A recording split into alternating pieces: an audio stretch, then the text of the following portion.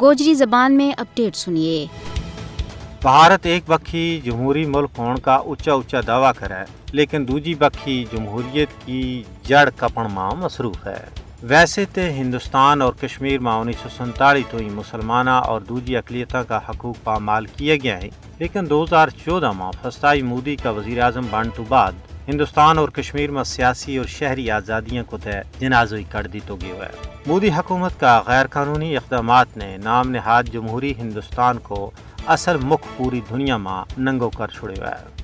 معروف عالمی ادارہ فریڈم ہاؤس اور ویڈم کو کہنا ہے کہ بھارت میں جمہوریت کا پلہ میں آمریت ہے۔ یہی وجہ ہے کہ مسلمان اور دوجی اقلیتی برادریوں کے خلاف ظلم و جبر، ناانصافی، حسد، کدورت اور نفرت میں مجباد ہوا ہے۔ مودی کو غرور ہندوستان نہ آمرانہ حکمرانی کا جبڑ میں ڈبو رہا ہے۔ مودی کی سجی بکھی کی پالیسیاں نے ہندوستان کی نام نہاد جمہوریت نہ پیوند خاک کر چھوڑے ہوا ہے۔ مودی کا ہندوتوا ایجنڈا میں اختلاف رائے کی کوئی گنجائش نہیں ہے۔ اس کے علاوہ میڈیا کی سینسرشپ اور سول سوسائٹی کا ادارہ ور جبر مودی حکومت کی آمریت کو بین ثبوت ہے۔